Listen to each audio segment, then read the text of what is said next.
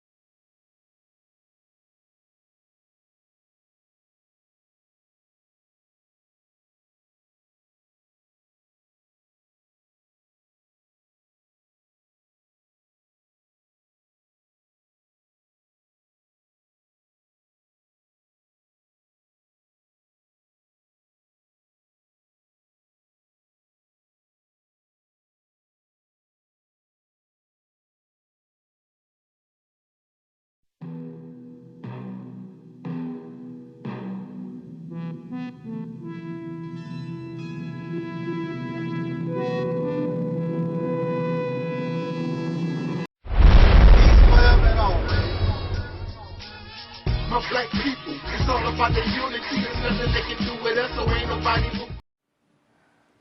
We are in a state of emergency. Prejudice. Wrote a song about it? Like to hear it? Here it go. Free your mind.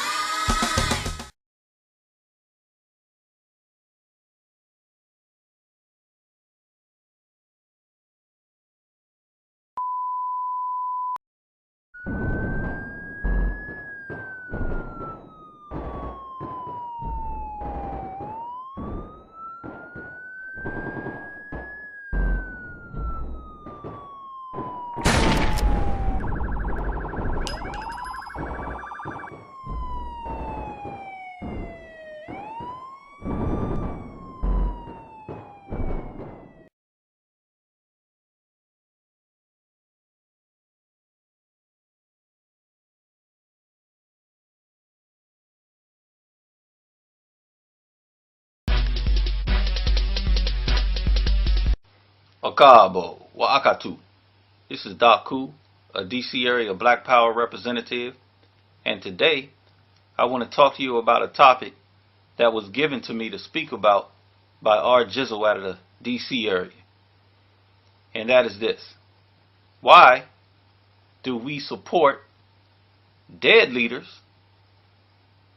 Why do we support dead people and not support individuals that are alive, that are fighting for the liberation of black people? Now, the quick answer is this: because those that have gone on to the realm of the Agungun aren't here with us to require or demand anything of you. So you can half-heartedly support these individuals. Certain things they said, you know, you gravitate towards some of their slogans, You're able to regurgitate some of the things they said. But when it comes to acting on what they said, we don't do it. And we have all types and kinds of reasons why we don't do it. But I want to read to you some of our ancestors' words. Those that you say you support. You say you respect. You say you follow. And I purposely mixed it up because I didn't want to just deal with the most radical. I even dealt with some of the people that were integrationists. I dealt with some people that you would never call radical or revolutionary. But as I was pulling up their quotes, I realized this, that we call ourselves revolutionary and we don't even say or act on what they said. And many of them may have been considered the white man's nigga. So you even got the white man's nigga doing more than you're doing? I'm not going to say which ones may be considered the white man's nigga. I'm just going to read the quotes. So let's start with Dr. Amos Wilson, who reminded us that we must think of ourselves as a nation surrounded by nations. So we shouldn't be using our gifts and talents only to benefit other groups of people. John Henry Clark reminded us that nothing that came from a European mind was meant to do anything but facilitate European domination of the world. Now, those are some of our powerful scholars.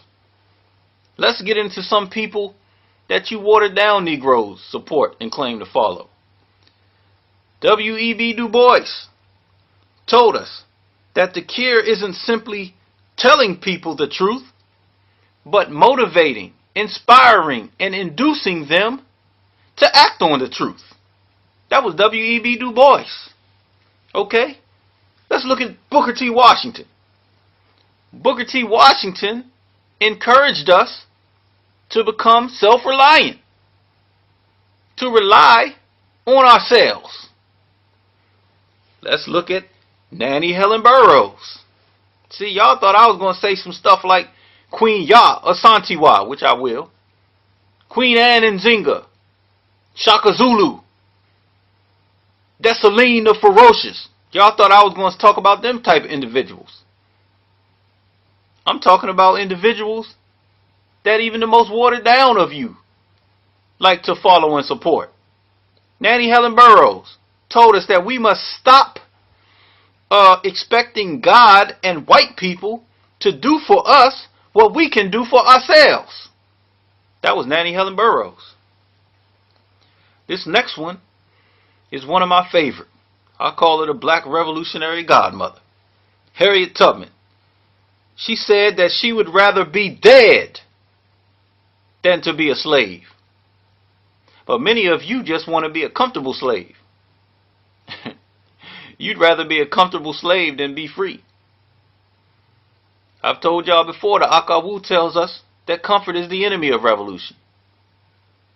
And the white man has tricked you with his imaginary American dream, life, liberty, and pursuit of individuals. Individuals above the collective. Individual happiness above collective happiness. Queen Ya Asantewaa. Told you I'd mention her. She showed us what strong women should do in the presence of weak men. Rosa Parks. This is a civil rights person. And y'all say, civil rights, they were watered down. They wasn't revolutionary. But you can learn from all of our ancestors that went through the real shit. Right now, what you going through? You just trying to decide, should I get an Xbox 360 or a PlayStation 3? Y'all trying to decide what type of comforts you should have. What type of car should I drive? What neighborhood should I live in? What school should I go to? But even the watered down Negroes of that day, that weren't really concerned with black revolution. They just had to survive day to day. Let's see what Rosa Parks said. She told us that making up your mind to do what must be done does away with fear. So why are y'all so afraid today? Maybe it's because you haven't made up in your mind that you must do what you must do. Many of us just want to sit back and talk. We want to study. We want to read. Okay? Let's look. See who else we got here. Kwame Nkrumah.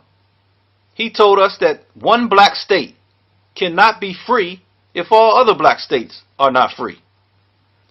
He said we must free the whole continent of Africa in order for one country in Africa to be free. Now that's revolutionary. You look at Ghana today, and Ghana's doing pretty good when you compare it to many of the black countries in Africa. But Kwame Nkrumah said that doesn't make them free.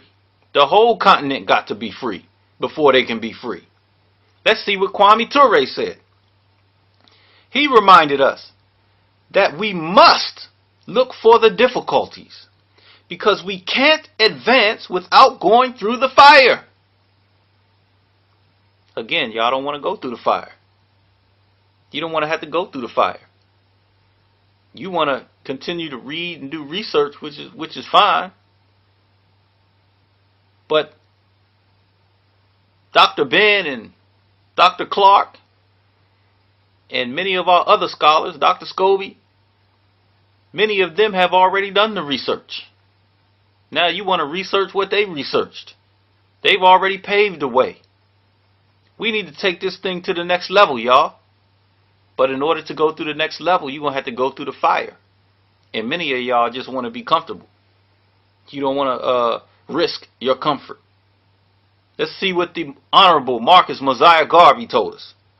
He taught us that man is not satisfied or moved by prayers or petitions, but every man is moved by that power of authority which forces him to do even against his own will. Now, as revolutionary as Marcus Garvey was, that sounds something similar to what Rosa Parks said. You talking about back then, everyday black people were more revolutionary than you are, and you claim to be revolutionary. You shout black power all over the place. You don't really want to support these great ancestors that have gone on to the realm of the Agungun. Because if you did, check this out. Let me tell you what Dr. Khalid Abdul Muhammad said, the Black Power General. He told us that every time a cracker moves on you, you should move on the cracker. And every time he kills one of you, 10 of his best must die.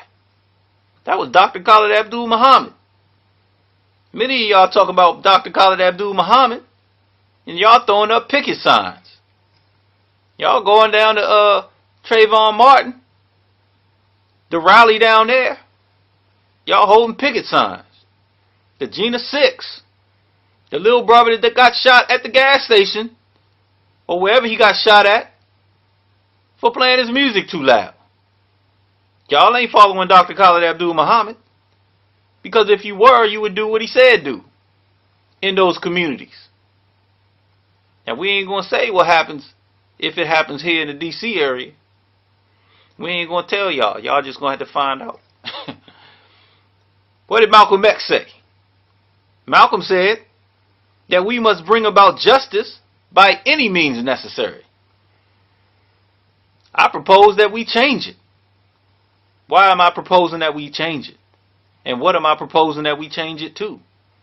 Malcolm said we must bring about justice by any means necessary.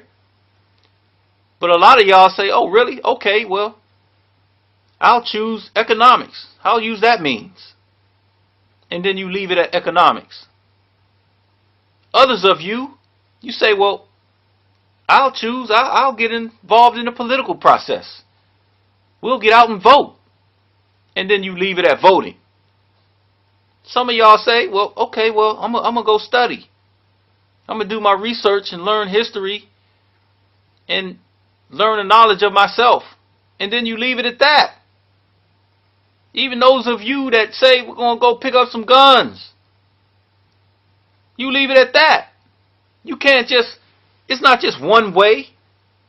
So I say we should change it from any means necessary to all means necessary. Because we're going to need economics. We're going to need education. We're going to need guns. We're going to need everything that you think we need individually. We're going to need it collectively. We're going to need it together. We got to look at freedom through the lenses of a holistic approach. We have to view it holistically. Okay? So you will support revolutionaries that have gone on to the realm of the Agungun because they're not around to request anything of you. They're not around to demand anything from you. When those people were alive, everybody wasn't supporting them.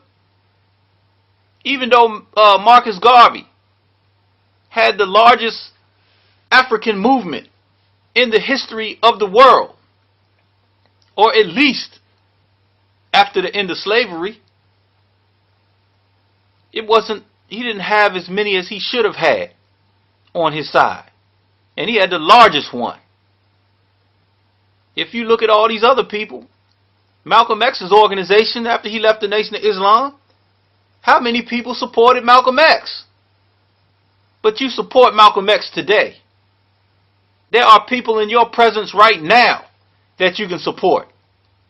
How many of you support the UNIA ACL of 2012 going into 2013? How many of you support the Black Power cartel?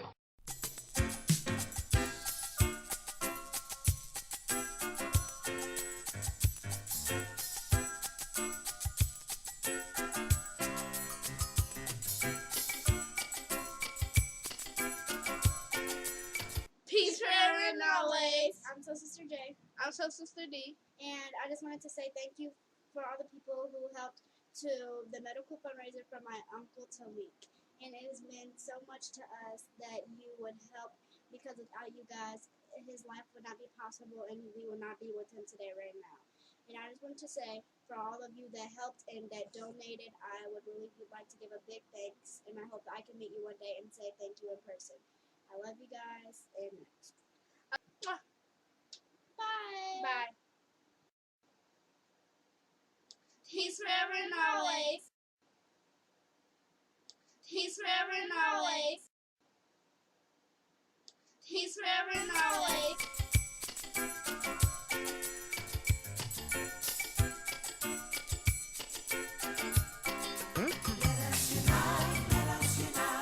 Everybody join.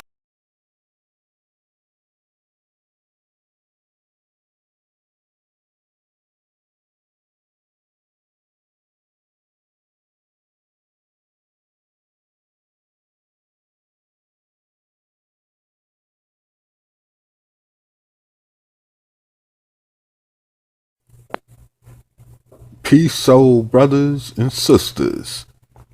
I am Soul Brother Eric, an assistant to Angel Snup Snup 7. The title of this video is The Corruption of Black Leaders. I will be going into the corruption that has further led people of soul in this country into deeper ignorance, whether it's so-called spiritually or religiously or mentally. So in this video intro part, I was just leaving that on notice. Today, my fellow people of soul here in the prison border confines of America, I am advising you from experience in the total facts that concern this titled video subject called Be Aware of False Leaders and Their Organizations.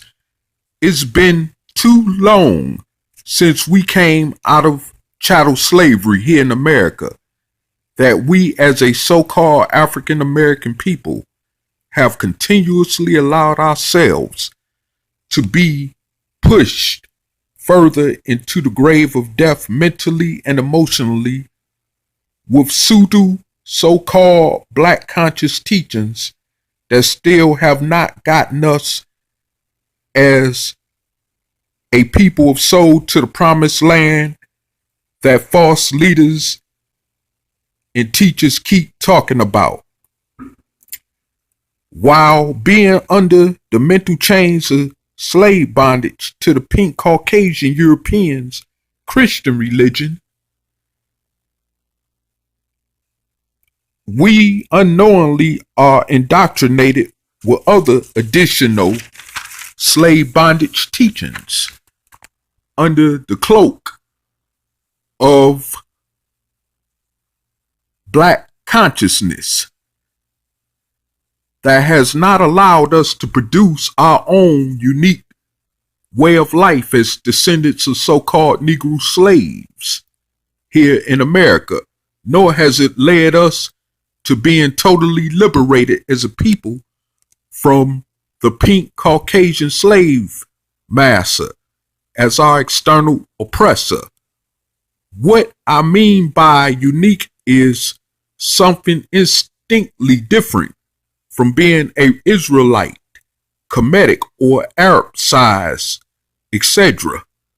We have not achieved this true freedom of identity, nor our own land and government in this way of manner, which is why we are in the same sadistic predicament we're in as a people. Until I reveal more of what I'm saying, being my time now is not extended to share more insight on this subject. Until I reveal more truth next time, peace.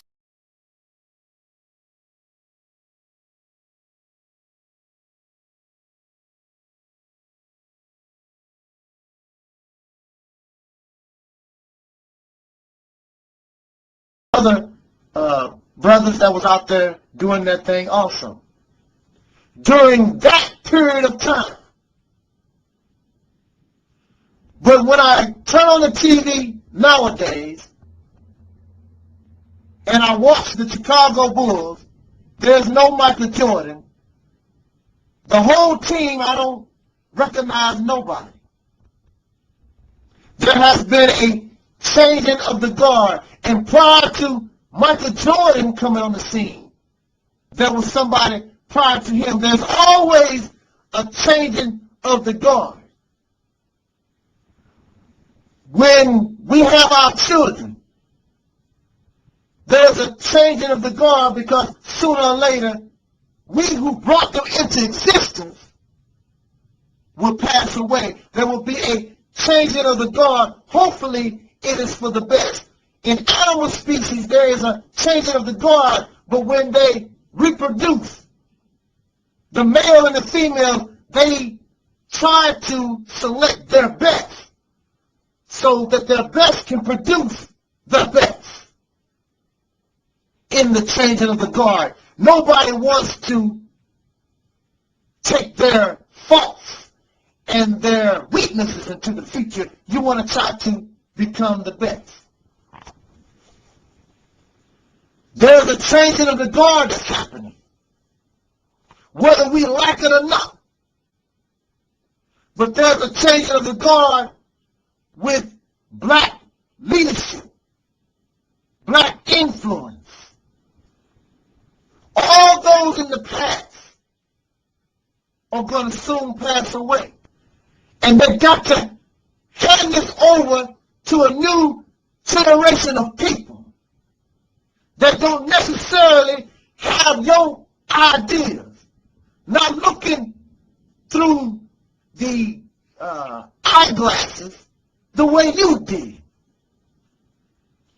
And they who will take your place view you as a loser, because it's basically like they have to start all over from scratch, because you've been in leadership position, you've been here, but you have done nothing for us.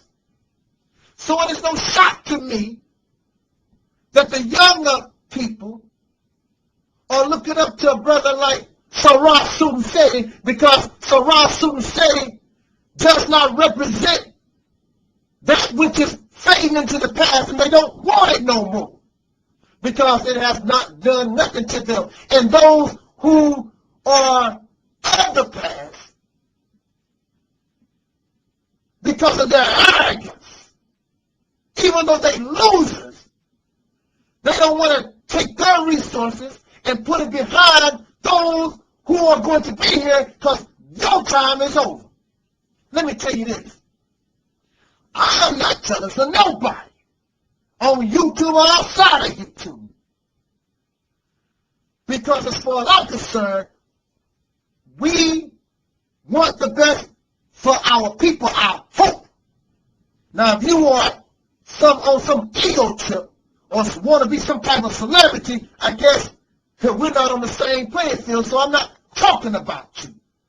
But if you want what is best for us as a people, and you know you had your day in the sun, and your sun is beginning to shit, then why don't you help those with the same vigor that you once had and help them instead of continuing this path that you know is a failure, that did not work? You should be helping Sarah Sunseti. You should be helping the young brothers that's out here that the people are listening to. There is no doubt to me just the fact that on this video I put the name Sarah Sunseti is going to get hundreds of views just off the fact. The people, these younger people are different. They are ready for action. And I want to help, not hurt the cause. If you, brother Sarah Sunseti, and let me tell you, it was an honor and a pleasure to meet you in person. If you're listening to this video, I want you to take this to heart. There's an old saying, old men for counsel, young men for war.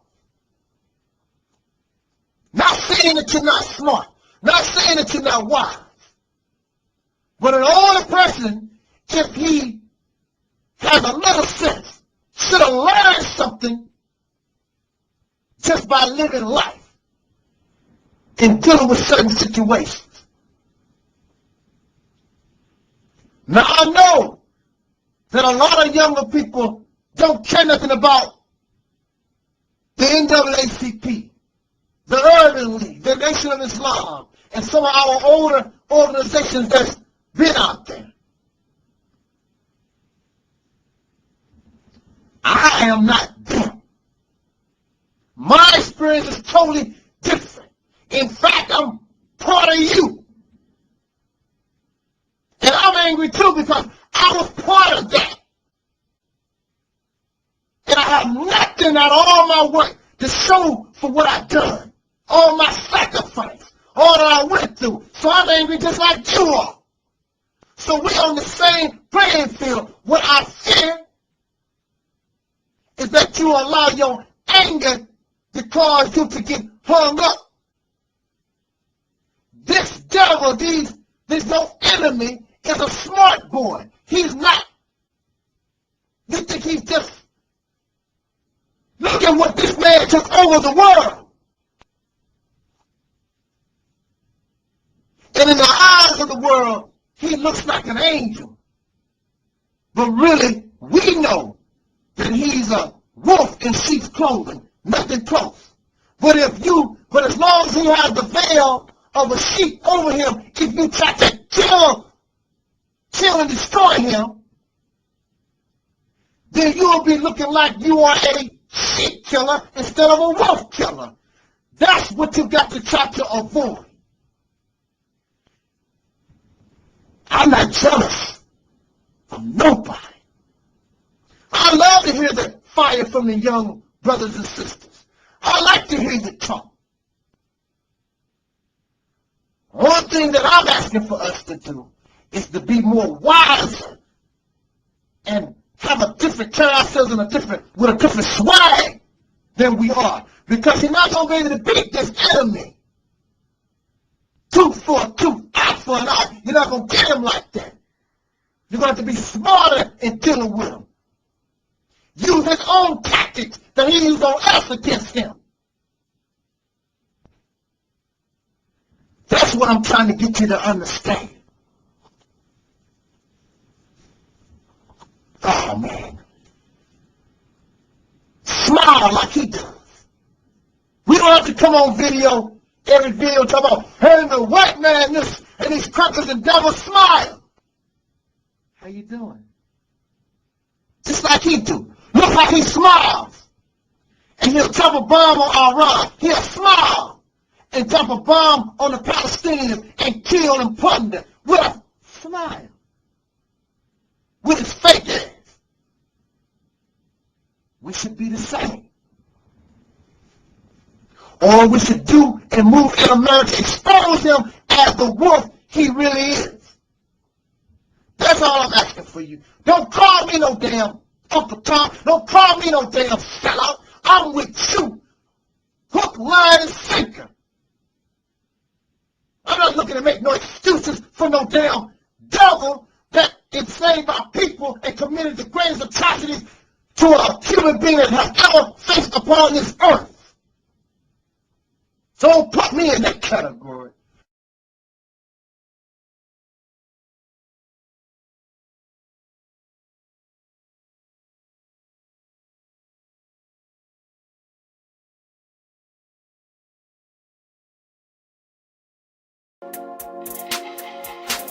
Everybody who is black and interested in black people, let us sit down and find out how we can get together in one direction against one enemy and accomplish this job overnight.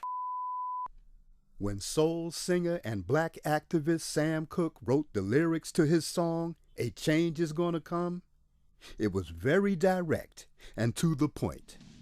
With some changes to it, the song was still digestible. In the year 2019, black folks continue to go through the change rather than direct the change. A community activist named Taalik Ibn'rad has made an appeal similar to what Sam Cooke was asking for. A change. It's said that the meek shall inherit the earth. We ask when. When will the landlords give the meek a free lease? Mr. Ibn'rad is humbly asking for the state of Mississippi. This is Dusty Basement Studios, and we approve of this message.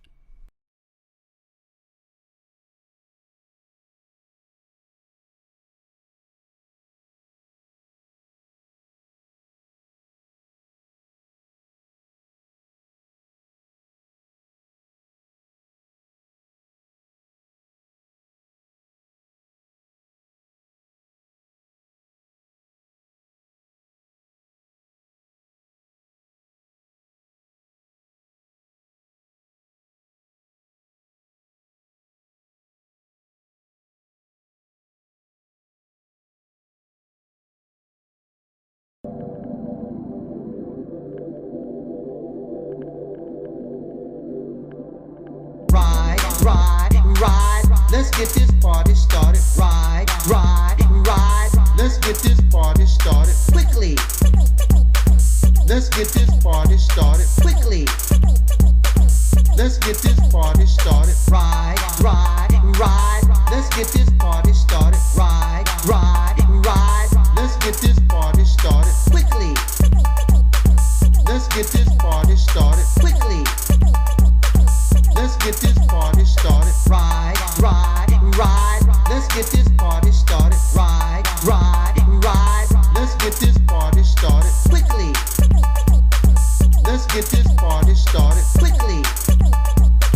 Let's get this party started. Ride. Let's get this party started. Ride. Let's get this party started quickly. Let's get this party started quickly. Let's get this party started. Ride. Let's get this party started. Ride. Let's get this party started quickly.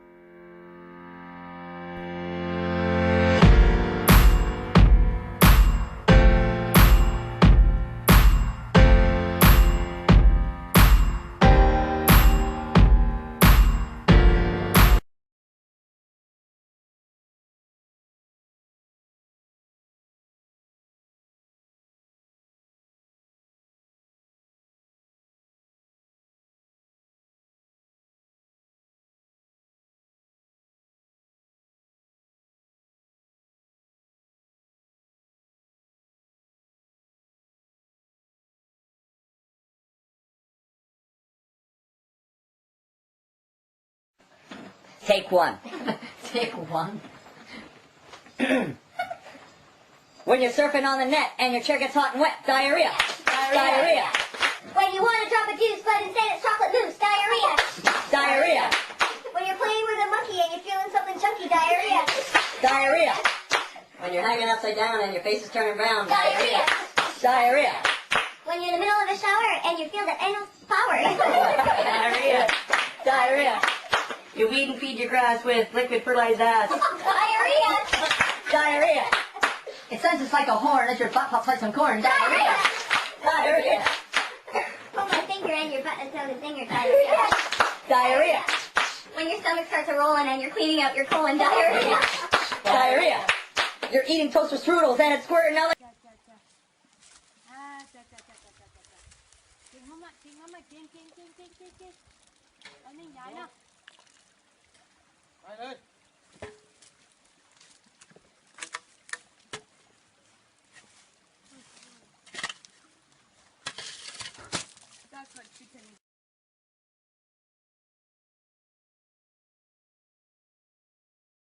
Why the fuck would I shit on my own bathroom floor? Like, why would I be shitting on my floor in the bathroom? Trying to hand my burdens off to Jesus. That's what I'm trying to do. Cast your cares on him. For he cares for you. Yeah, that's what I'm trying to do. I'm trying to hand my burdens off to Jesus. You know.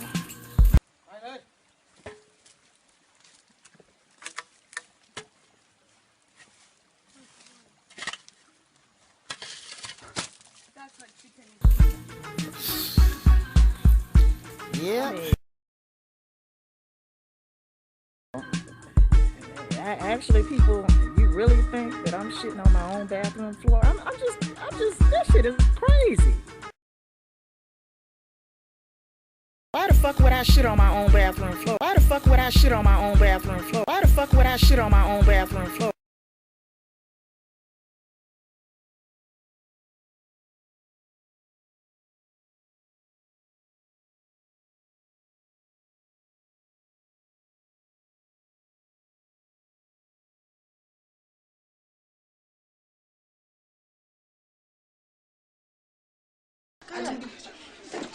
Okay, Myron. Hi, how you doing? Okay. Why don't you take your shoes off so we could get started? They are off. Now be careful of that raw patch on my big toe. And see that corn? You got to file that corn down, because I can't hardly dance.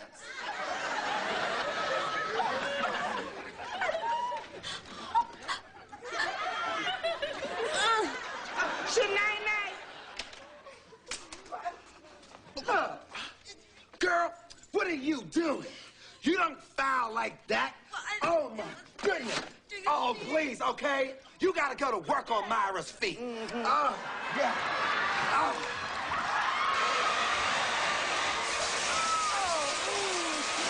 Oh, Janae. Oh, I love it.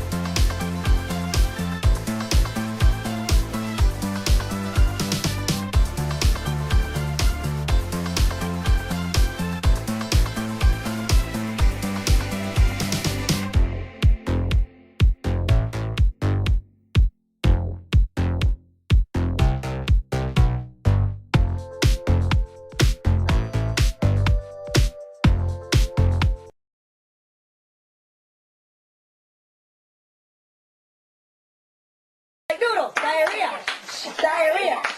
Some doctors like to treat it and some nurses like to eat it, diarrhea. Diarrhea. When you're having a nice dream and you blow that anal steam, diarrhea. Diarrhea. When your stomach's feeling weighty, but your butt's making anal gravy. Diarrhea, diarrhea. When you're cutting up your bread and you feel that poo-poo spread, Diarrhea, diarrhea. What you thought was just a fart made your pants a work of art. Diarrhea. Diarrhea. When you're shopping at the store and it's dripping on the floor. Diarrhea. Diarrhea. When you think it's solid poop, but it feels like chunky soup. Diarrhea. Diarrhea. If you think your friends are joking, but your pants are brown and soaking. Diarrhea. Diarrhea. You've just eaten a wiener and your shit's a little greener. Diarrhea. Diarrhea. When you're eating some Chinese and your ass begins to sneeze. Diarrhea. Diarrhea. When you're eating frosted flakes and your bubbling rectum quakes. Diarrhea. Diarrhea. When you're swimming in a pool and you're leaving a trail of stool. Diarrhea. Diarrhea. When you think that you can flush, then you feel another rush. Diarrhea. Diarrhea. You're acting like a fool and your pants fill up with stool. Diarrhea. Diarrhea. When you're sliding into home and you feel a burst of foam. Diarrhea. Diarrhea. You don't feel like a winner when your butt blows out your dinner. Diarrhea. Diarrhea. Yeah. I gotta go take a shit.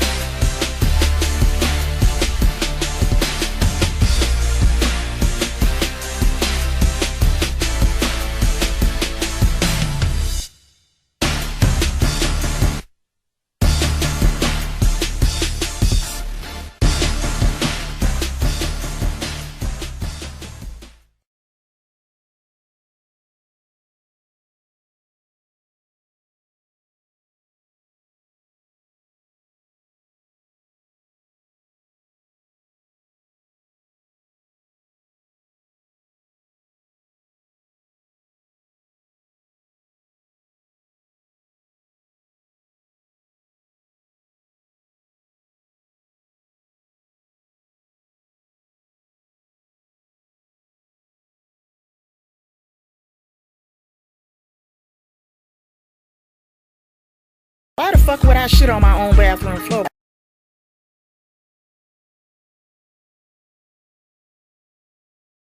Why the fuck would I shit on my own bathroom floor?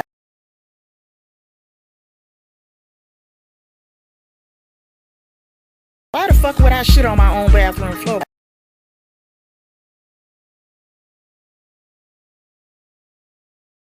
Why the fuck would I shit on my own bathroom floor? It doesn't help to knock around military intelligence agents either. Harry Green was a friend of mine for a long time. Was. All right. Can we talk just for a few minutes? I just want to make a couple of points. A couple of points you already know, but we're just going to get a refresher course on the topic. We want to just speak real quick on two old thoughts or opinions or beliefs that come from out of the soul, or what we call the Black community, African American community. We just want to bring that to the forefront for just a few minutes, and we can discuss further in the comment section. And these 2 points that we will hear from many is, I don't need a leader. We can follow ourselves. Also, if we do follow leadership, the most popular leadership that we follow, that we support, that we get behind, the most popular are those who are deceased. Let's speak about I don't need a leader attitude. I don't need to follow nobody attitude. And the main reason why we say that is because We don't depend on other soul brothers and sisters. We don't depend on other black people for our survival. So we say that we're confident, but we never say that in regards to Caucasian people, because white people provide your internet, your electricity, your water, your gas, your food, your jobs, and etc., etc., etc. So you have no choice to follow them directly or indirectly. We were born under their leadership, and that's all that we know. Our minds have been programmed from birth to follow the white man. No matter what you say, I'm black power. Our minds have been conditioned from birth for generations to follow the white man, and you will follow the white man because he gives you the internet, electricity, gas, food, clothing, shelter, jobs, etc., etc., etc. So all that big shot crap you talking out your mouth like you big and bad, I only follow myself, you're a damn lie. You even speak English, and most of us, the only language that we know how to speak is English, because we follow these people, our arrogance. But the reality is we see exactly who you follow. And if black people, if soul brothers and sisters, if we provided jobs and electricity, gas, and all these things, and housing and shelter, whatever, to support your lifestyle, your being, you would not be running your damn mouth and degrading and putting down and talking your garbage. I don't follow nobody. We all follow, directly or indirectly. We follow. Our path to following a leader begins at birth, when we follow our mother and our parents in general. We follow their lead. We follow their example. We follow the siblings who are older than us. We look at them as an example. They are our influence. We follow them. We follow the lead of what we're taught in school. Whether the education comes from parents or comes from the public school system, we follow the leadership and the influence of television and radio. We follow the people, the strangers out in the street, in general society. What does and how is and where is society going into this place where we were born from?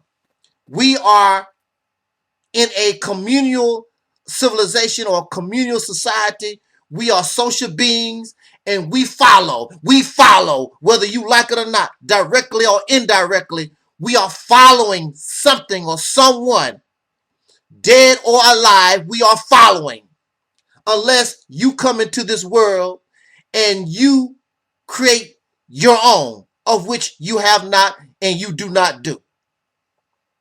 And within our following, many of us, we begin to understand the workings of society, and we understand what gives us value. We begin to try to find our place in society, on the top, in the middle, or on the bottom. And we begin to try to get to those places by trying to impress those who, if we are on the bottom, we want to go to the middle, or we want to get to the top. We have to follow the path that the leadership has established in order for us to get there. So we try to impress leadership so we can get those special favors.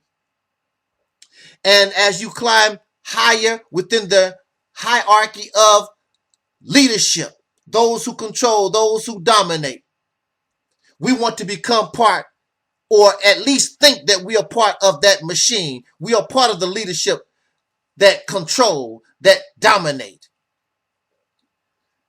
What must be realized is that it is not leadership is not the problem. The problem is good or bad leadership. Like we have good parents and we have bad parents.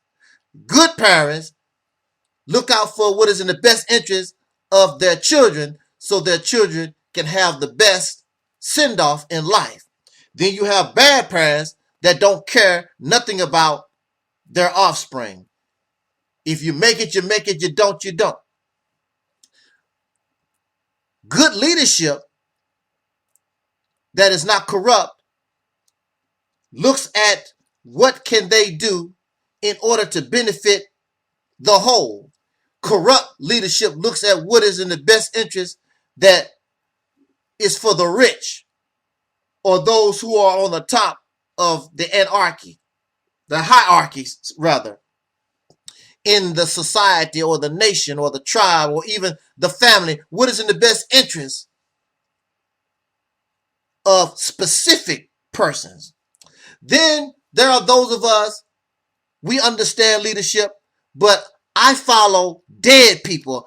I follow Jesus. I follow Muhammad. Well, you say that Jesus is not dead. Jesus is alive. But Jesus is not here. So we love to follow leadership. We love to follow those beings or those persons which is either dead or they're not here in order to give us leadership. So we love Jesus and we love Malcolm X and we love now Elijah Muhammad and we love Dr. King and we love many of us. We love and talk about we follow dead people. You cannot follow Elijah Muhammad. Elijah Muhammad is dead. Malcolm X is dead. Marcus Garvey is dead. You cannot follow dead people. No matter how much you desire, you cannot follow the dead.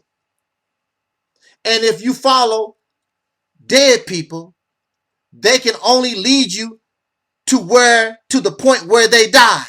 So here you are, you have a group of people. I follow Marcus Garvey. I follow Malcolm X. I follow Dr. King. And if you look at them, they are in the same place where Marcus Garvey died, where Malcolm X died, where Dr. King died. They are still lost in the 1930s, 1940s, the 1960s, because that's where these people died. And when something dies, it no longer can progress. It can no longer move forward.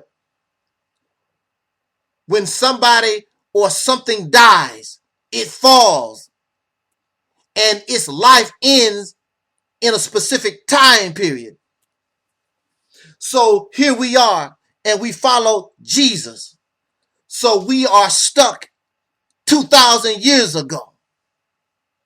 So we follow Prophet Muhammad, may peace be upon him, but we are stuck 1,400 years ago. There's no progress. There's no evolution in the human being.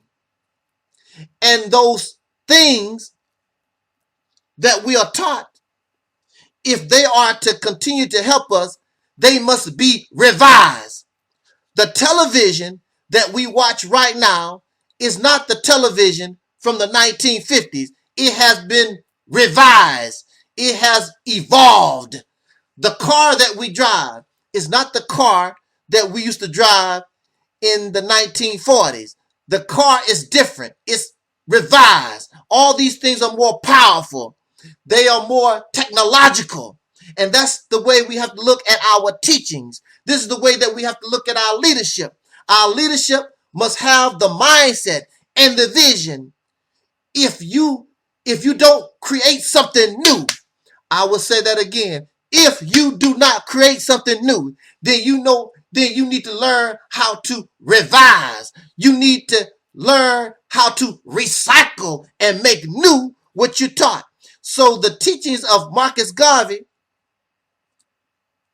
must be revised. Pan-Africanism, the way it was taught in the 1930s or 40s or 50s, it must be revised. It must be changed. It must be transformed in order for it to fit the living of 2021. And this is why, and you wonder why you cannot progress. No matter how hard you try, you make pretty speeches and you feel good about what you're doing, but the end result is death, because you're following death. You are part of death. It is not Marcus Garvey's fault that he is gone. It's not Dr. King's fault or Malcolm X's fault that they are gone. They served their time and they are no longer here. But if you want to continue to use them as an influence, you must accept the fact that they are not here. And now you must use your brain the same way they use their brain. I will say that again. You must use your brain the same way they use their brain in order to bring that teaching from the 1930s or the 50s or to the 60s. Now you must bring it to 2021. I suggest to you that you learn the lessons from Dr. King and you learn the lessons from Marcus Garvey and Malcolm and all our former brothers and sisters that came to us. And we formulate something new for us, for our time, for the living. For the dead has served its purpose. The dead has served its time. And if you want to live, then you must act like you're living. Malcolm X knowledge, Dr. King knowledge, Marcus Garvey knowledge, and all those of whom we admire and adore, of course we should admire and adore them, but their time is gone. We must evolve, and we must learn from their failure. We must learn from their success, and either we revise what they taught us for our day, or we must create a new strategy.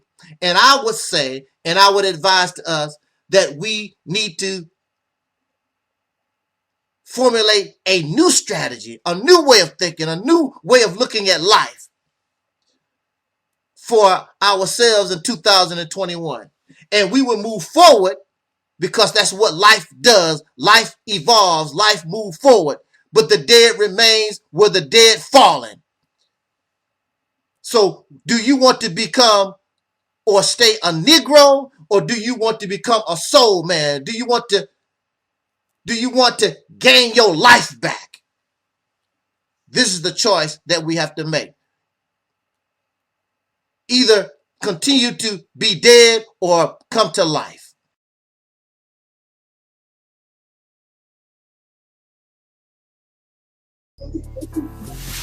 There we go. I don't have a lot to say. Come to see Terry. That's Terry, Cindy, Ron. We can talk. I don't know why people don't like talking to me. I don't bite, I don't think. Terry Ellis will tell you I don't bite, you know. So, anyway. She's a lady, sophisticated lady, mother of mankind. Ooh, she's so divine. The charm of a girl, she's the strength of the world. Like a diamond in the rough, she's sweet but she's tough. She's meek, she's mild, takes care of business with a smile. The warm attitude, so cool when you're rude, sweet when she freaks out. You're wrong, she'll dismiss ya with such style and such grace. She brings class to the place. When she walks through the room, you'll have to assume that she's a lady. Oh, such a lady, such a lady. She's a lady. Oh yeah, sophisticated lady. She's a lady. She's a lady. Well, such a lady, such a lady. She's a lady, sophisticated lady. To the women of the world who cannot relate, it takes more than good looks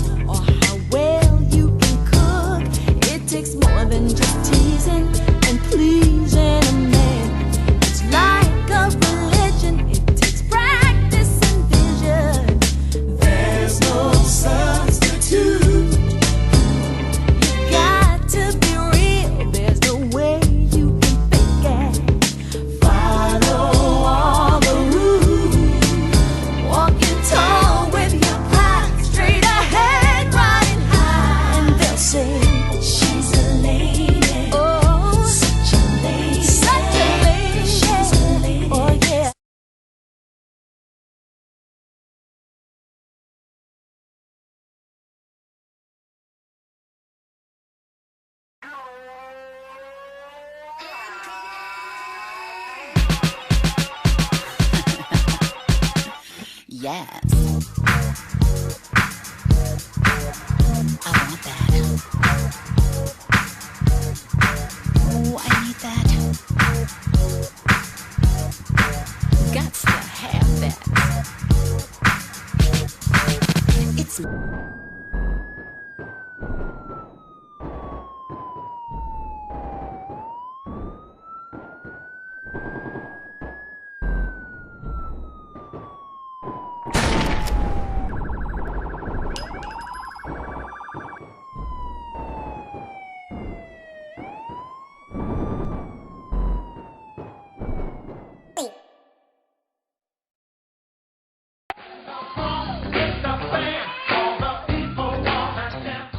what's his name? Archie? Archie. Yeah, and I'm like, I knew that shit. I knew that shit was like, it was some bullshit from the start. And I even look. Anyway, chapter 10, pedophilia worldwide. Okay. Yeah. Sometimes I feel like giving up. But only the strong survive. So giving up is something that I'll never do. Let's get it. Grind hard, giving my all, it's now or never.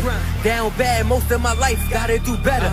World so cold, I went and got a new sweater. Never let them see me cry, so I gotta keep my head up. New day, I ain't tripping, tie my shoelace. Get my fam out the hood, make sure that my crew's straight. Stay loyal, pray hard till you come up. Cause friends turn to enemies like 50 Cent and Young Buck. It was all good just a week ago. In the studio, making hits till the speakers blow. Henny in the cup, rolling up, blowing reefer smoke.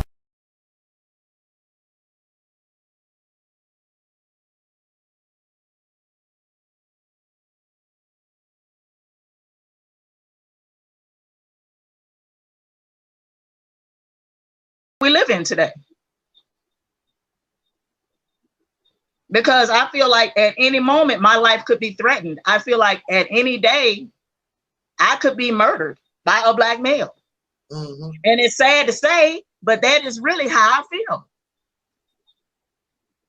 I got this man that keeps contacting me, reaching out to me, trying to talk to me, you know, and I'm gonna put his name out there.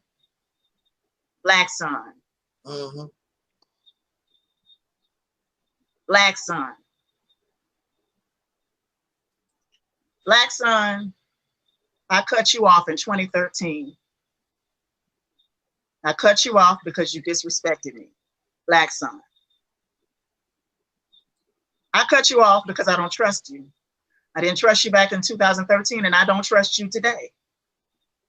And so that's why I don't want to talk to you on the phone. I don't want you back in my life. I don't want you back in my circle for you to drain my energy, Blackson. You're not going to drain my energy. You're like an energy vampire. I know you're a sociopath. Okay?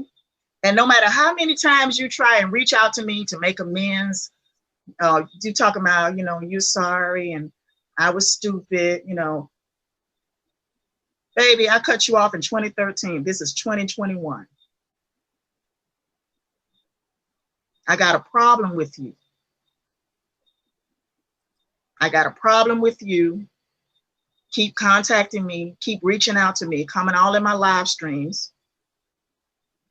I got a problem with you because I know that deep down inside, I know you really think this is a game. This is a game for you. This is what this is. It's a game for you, Blackson.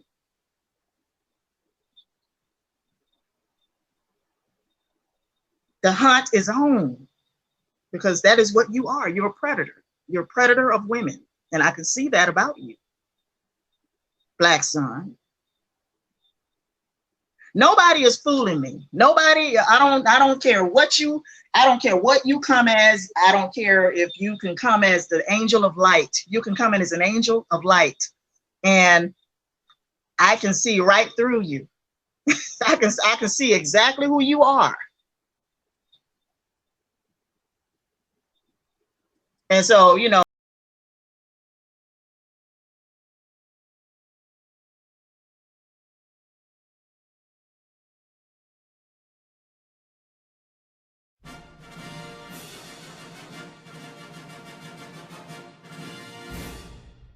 can kick rocks. With they bitch ass. Yeah, right. I can kick rocks. With they bitch ass. Yeah, right. I can kick rocks. With they bitch ass. Yeah, right. I can kick rocks. With they bitch ass. Yeah, right. Angel Snub 7 is right. He's right about that. You live with your fucking enemies. This shit is supposed to happen to your motherfucking ass because you're living with your enemies. You're living among your enemies. There is an old saying, do unto others as you would have them do unto you. I want y'all to think about that. I want y'all to think about what I just said.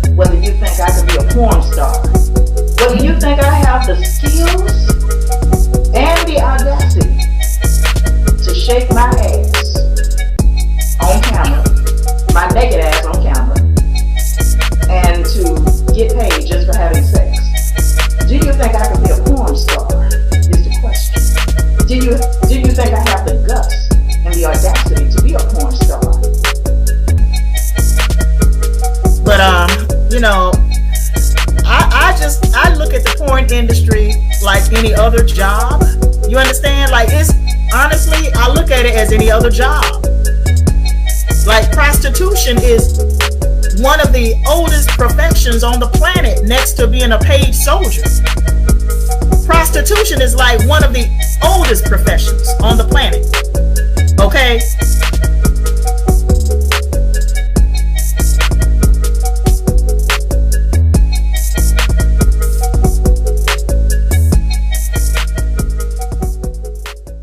And she began to like Mr. Blackson. And Blackson, now according to her story to me, Blackson wanted some of those panties, of which when you join and interact with these guys, it's all about money, it's all about panties, it's all about praise. So of course, Mr. Blackson wants to get in her panties, and Mr. Blackson, I think she told me he's married or supposed to have been going through a divorce. He's a baby daddy. He has children. He's used up material. Now, she would rather be with this than a brother has no children, ain't been around the world with different folks. But that's how a lot of these women, and then when they get with people like this, then they want to complain. You knew that he was married or divorced, jumping from woman to woman, baby daddy. You knew he was a mess. And then when he show you, after all the smiles and giggles is over, and maybe you like him because of his dreadlocks, he's handsome to you or whatever. When the dust settled, you knew you was messing with a mess when y'all got involved. But he's a mess, and she's a mess, so the only conclusion got to be a big-ass mess. Okay, so Now she claims that he got angry at her because she would not give in to his desires at that particular time. If he had been just a little patient, she said she would have gave the cootie cat, the putty tat to this fella right here. So he gets angry and he makes mockery of her. Basically, he calls her a bum, a loser, and he brags about his house. He brags about the little money he might have.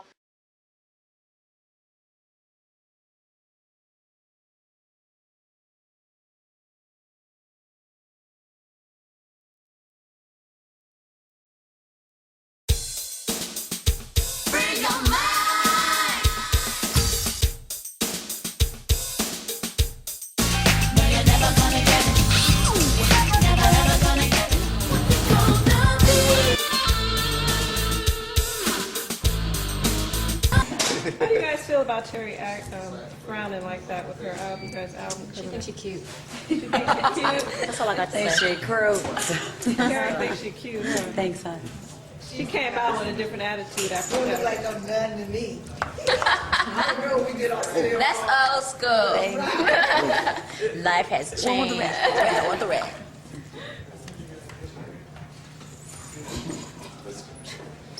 Wait, what was that Mr. T did in Rocky? What was that? Rocky 3? Was it Rocky 3? Get them criminals off my face! There we go. I don't have a lot to say. Come to see Terry. That's Terry, Cindy, and Rona. I trust that feeling. Does anybody have any questions of me before I get out of here? Let's see what you guys are saying. What's up, Soul Sister Rona? Hey, Taalik. I'm the brother that did Mike Jackson in Tunica, Mississippi. Hey, now. Hello to Terry. Respect. Bless up. Bless up. Bless up. Come to see Terry. That's Terry, Cindy, and Rona. It's Terry. It's important for the black youth especially to know that we did have a history and that we did great things and that we had great people, and those things were not in the history books when I was in school. And what I'd like to be doing 5 years from now is attempting to rewrite the history books so that they'll know that.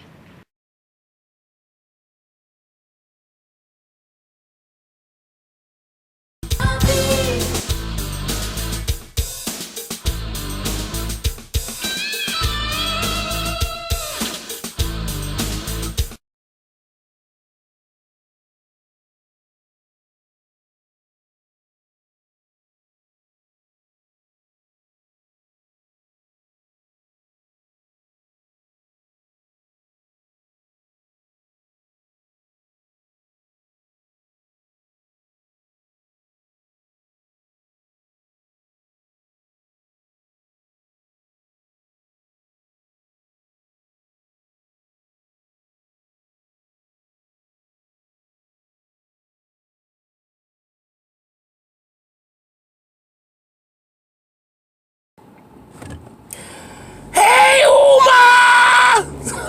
Not to be popular. It's just I'm inspired by my brother. That reality tip was brother. The most powerful voice on the internet. That real angel snubbing up 7. That's right, brother. I'm calling you out, brother. I'm building you. I'm putting you out there, brother. I'm shouting you out. That's my inspiration.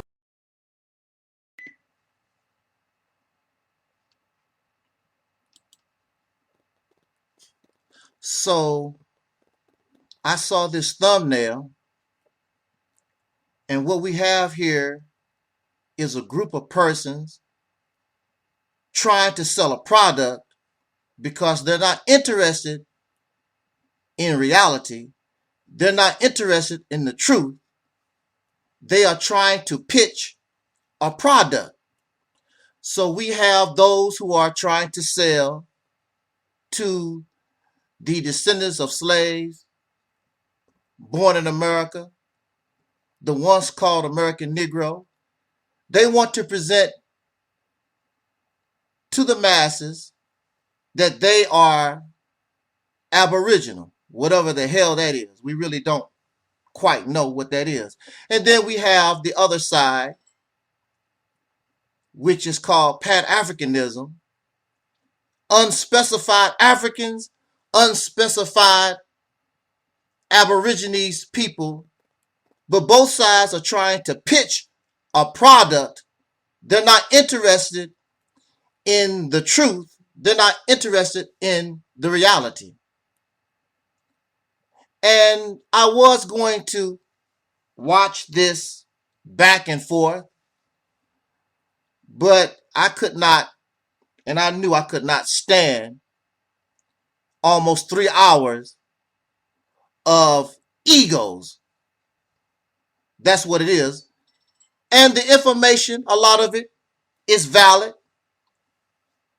but it does not fit nor support the conclusion, the product that both of these ideologies or beliefs is trying to sell.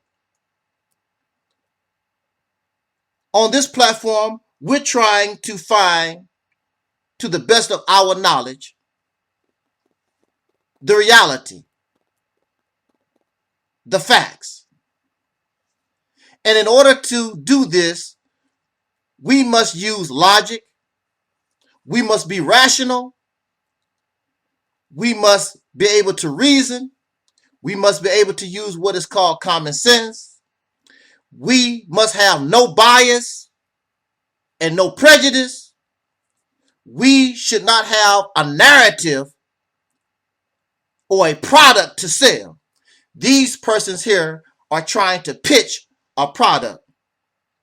The sad thing about it is they have no debate skills. I guarantee you the majority of them have never been in a formal debate.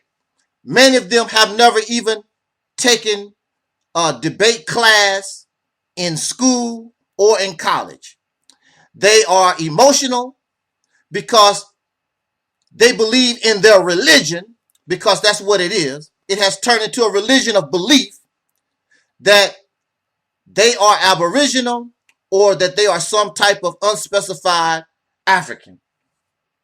You will hear them, because they lack debate skills, you will hear them talk over one another. They are emotional, so they cannot hold a civil conversation. And they read a lot of books and get a lot of information, which comes from white people. At the root and the origins of their belief is white people, white knowledge. No Africans taught them, shown them nothing. Nobody that's an Aboriginal taught them or shown them nothing.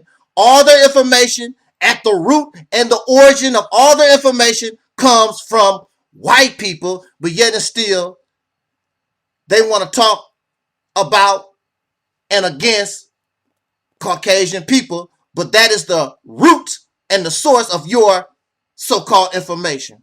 When we are looking at this subject matter, we must look at it from the mind and the viewpoint of a criminal scene investigator, because in reality, this is a crime against humanity.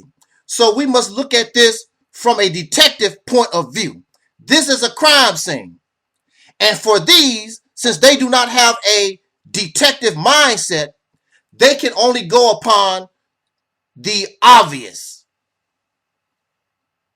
Instead of looking, they are not able to see beyond the obvious. And these persons also have a mindset, whether they ignore certain facts, of which you will see if you go to court. You will see the same behavior in court. A lot of prosecutors and defense attorneys, it's supposed to be about justice, but it's not about justice. It's about who can play the game the best. So we hide information and we ignore information because we don't care nothing about the truth. We don't care about the reality of things. We have a narrative to fill. So the prosecutor, even though he may know that a defense, a defendant is innocent, his job is to prosecute, and that's what he would do. But when you listen to them and hear them, they would tell you it's about justice. But many prosecutors have sent people to the gas chamber, to the electric chair, to death row, knowing that that person is innocent. The first problem both of these persons have is that they are not pure. They cannot they cannot prove they are pure. They're not pure.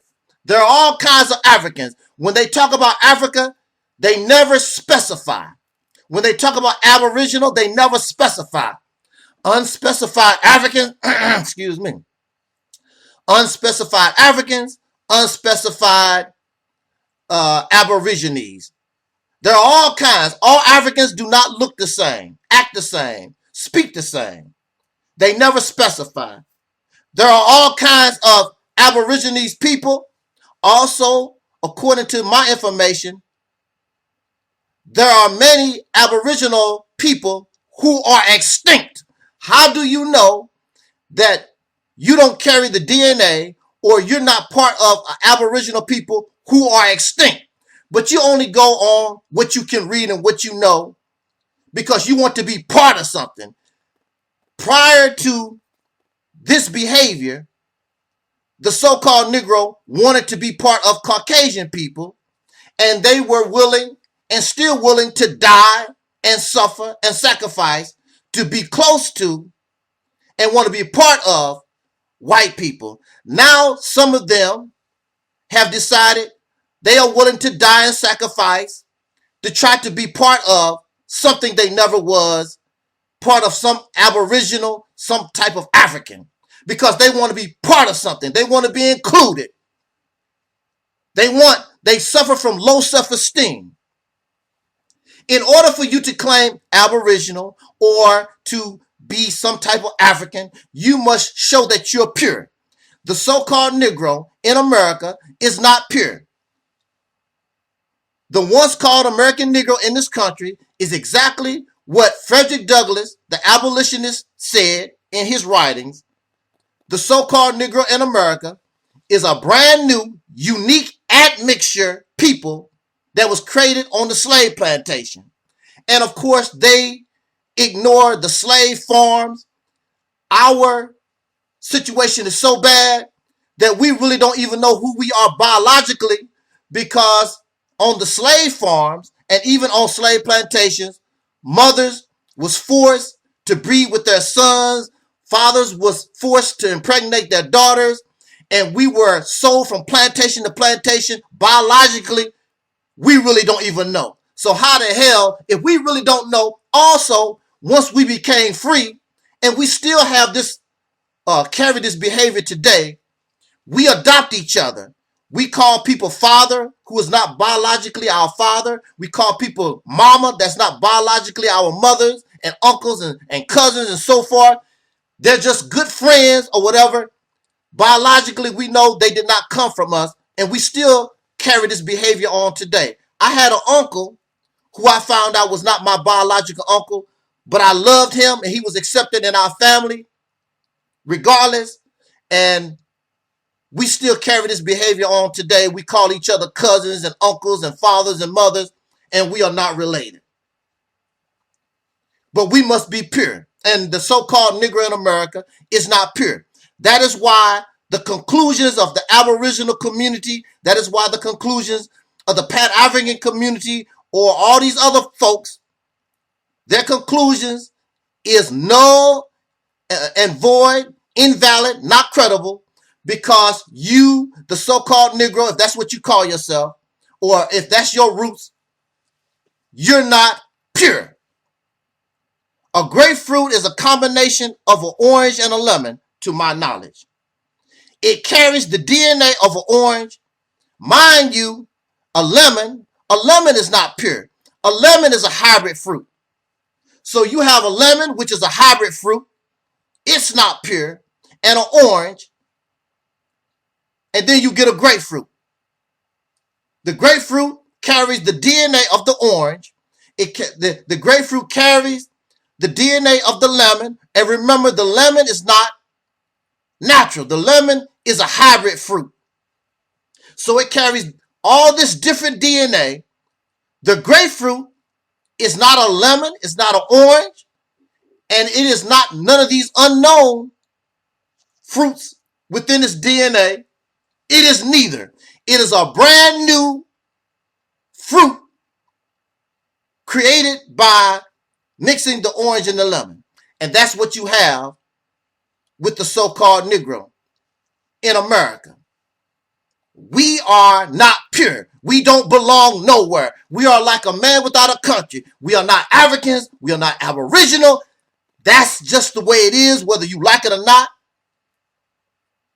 You have no CC. You have no C connection to nobody that you can prove. You have no contribution to their history. Africans do not teach about some long lost people kidnapped in America. They do not teach their people that because we're not related. We have no connection to them. Nor are there any Aboriginal in this country teaching that the so-called Negro is part of them. But you have these people trying to force themselves on others because they suffer low self-esteem. They want a place. They don't want to be brand new. They don't want to be original. They don't want to be unique. They want to be part of something old, and most of it is dead and lousy. I myself don't want nothing to do with that.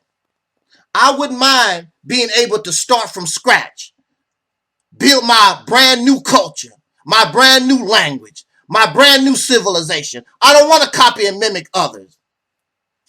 So these people, they steal the history of other people.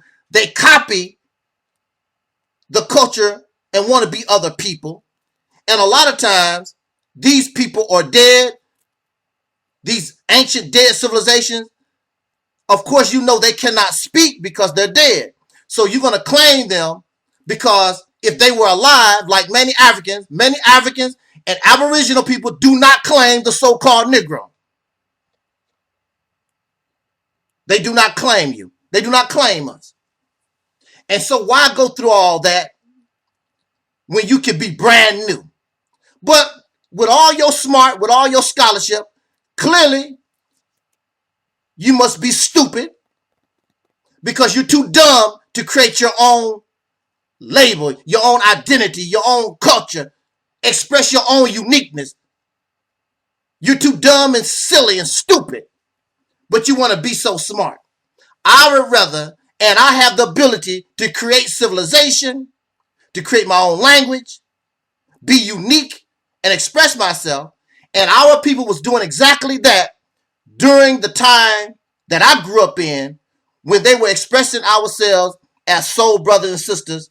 That was our attempt to define and be ourselves. Because when you say soul, there's only one person that comes up in mind, and that is the descendant of a slave born in America.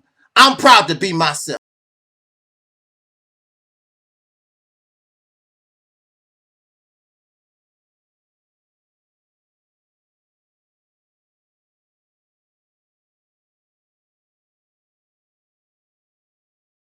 I thank him for being my friend. I thank him for being here with us. I want to bring to us our brother, soul brother Taalik. Thank you, brother. Thank you also, my compatriot. Yes, first I would like to start by saying peace to earth, man. I know we ain't spoken in a while and stuff, but peace to you and peace to other soul brother 85. And peace to brother Twin Pyramid. And also as well as our number one soul brother, Angel Snup 7. And whoever else is in the chat room that I can't see. I put Sister Ann in there. Oh, and also peace to Sister Ann.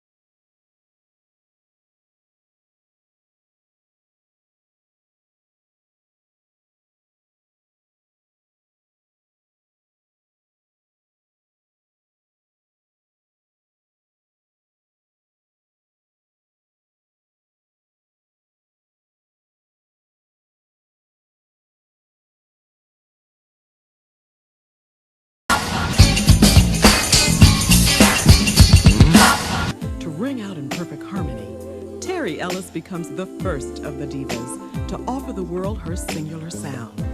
And she does just that on Southern Gal.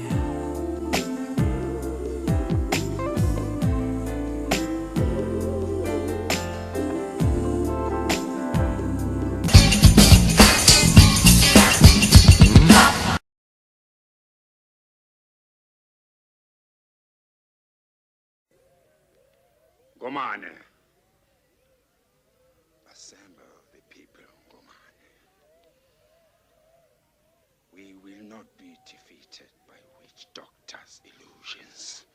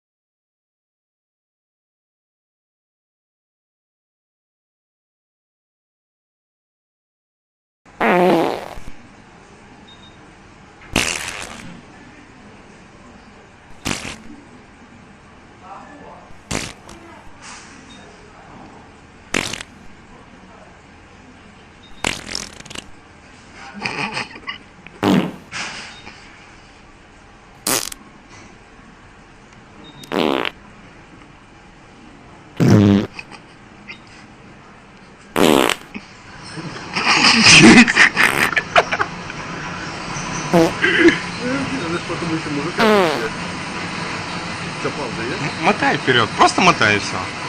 Потом обрежется.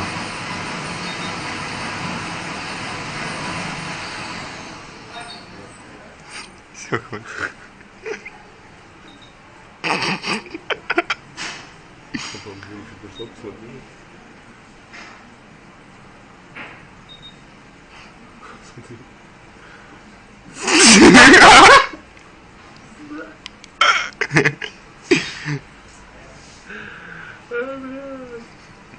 Ты, короче, отмотай, потом Новиков еще придет. Какашка.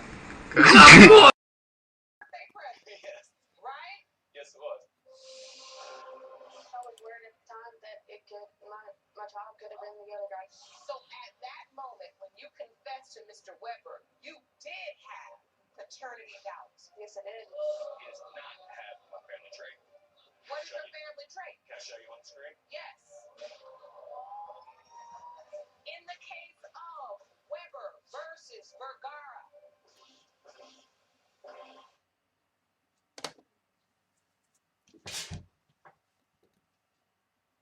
I want to reflect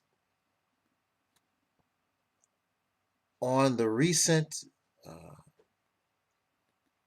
happenings that I've had to deal with within the last month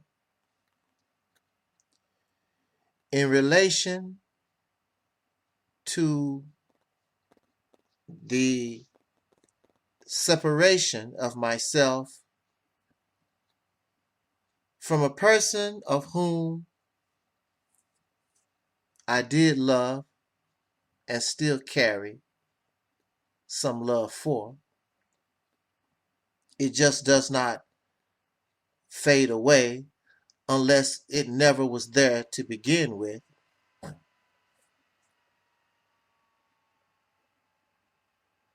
I need to talk about a person of whom I held in high regard and dear. This sister we know of as Alberta Parish, aka on YouTube, Sister Noble. A lady of whom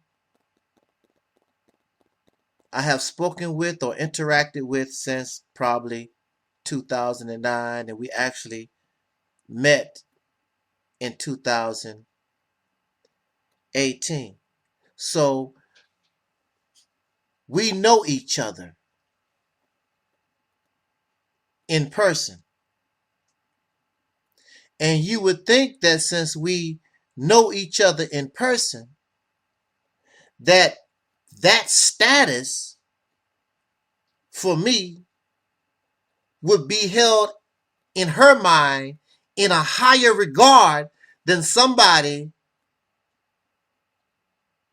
behind an avatar or persons behind an avatar that you did or that she did state did not support her when she was Miss Maxie 74 on YouTube. So she took down her channel, Miss Maxie 74. So we know about this back and forth, this small war between ourselves, because I could not just let her go on her way and not tell the public how I felt and actually what happened. I have no need to lie.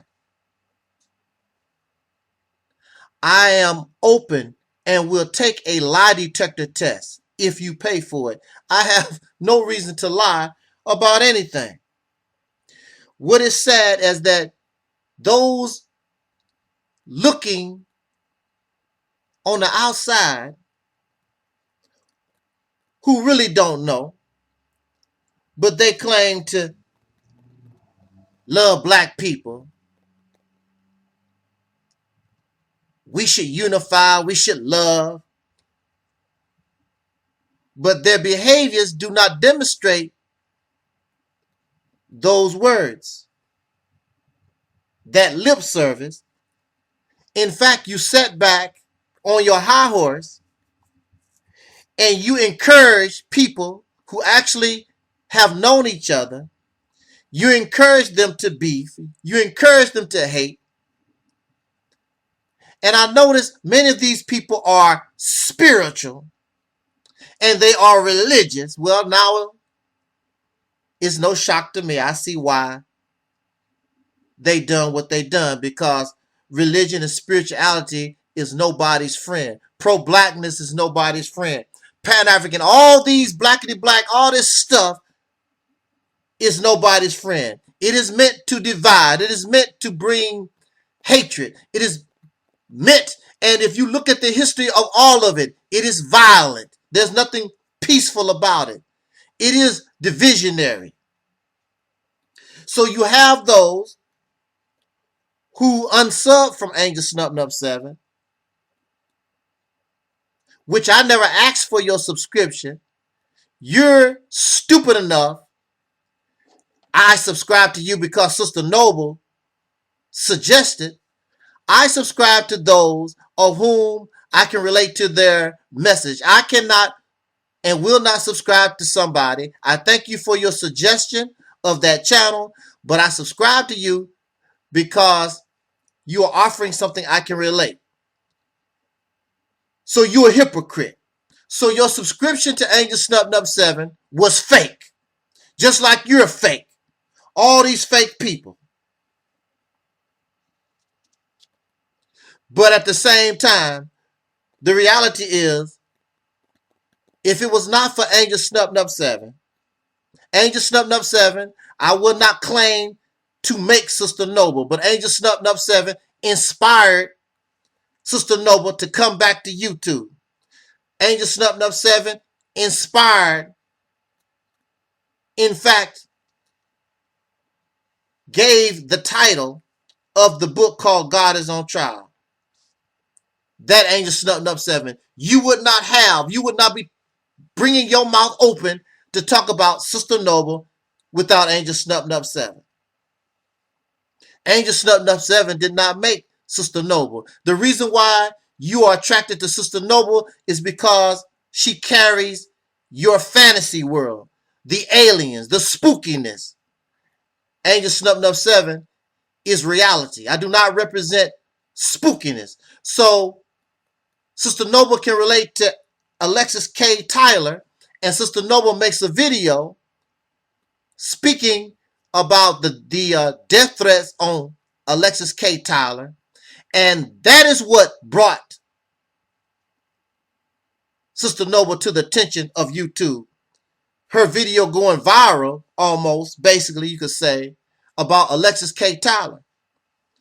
And I've noticed Alexis K. Tyler did not invite Sister Noble on her platform. I noticed that Alexis K. Tyler have made no attempt to say nothing in defense or in regard to Sister Noble. But that's people. That's how we do. We do things and support folks and they don't support us back. That's how Negroes do on YouTube and in the black community in general. That's why I'm not stupid enough to talk about I'm going to die for black people. I give my life for the people. I die. The hell with the people. If the people don't want to do nothing for themselves, the hell with them. I'm not dumb enough to sacrifice my life and what I want, my personal wanting in life for a bunch of folks that don't want to do nothing for themselves. I'm not a savior. I'm not a messiah.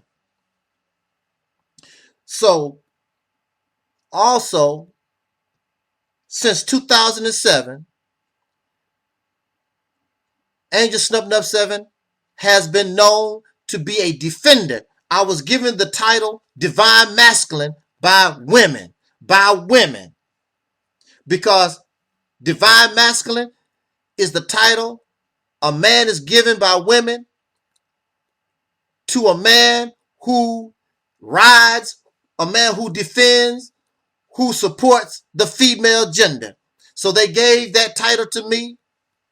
I did not give it to myself. This group of women called me the Divine Masculine, and it sounds real cool. So I am the Divine Masculine AdMinister Angel Snub 7. I think it sounds cool, and it was given to me, not self-entitled.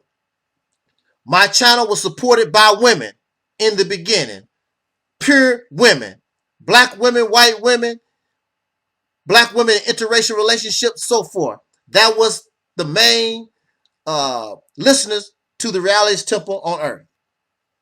That's who it was. So I am known as a defender and I support black women. That's what I'm known for. That's why I can't get along with the black authority because he's a woman hater. That's why I don't get along with Tommy Sotomayor. He's a black woman hater. But now, suddenly in 2021, because two women jump up and cry over some I believe and assumptions, now you sell me out. Now you stab me in the back. Now you betray me. Now you start looking at me without questioning those who are making the allegations and where they're coming from. They just cry and show emotions. So there are women and there are men who have been with Angel Snub 7 way before a Sister Noble, way before a Karen S.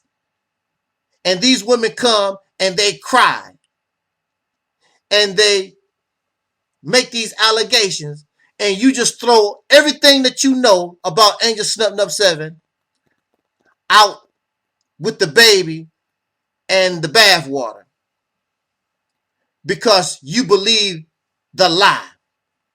And now, after the battle, after the back and forth, and Sister Noble created a group of people we call the demons of darkness.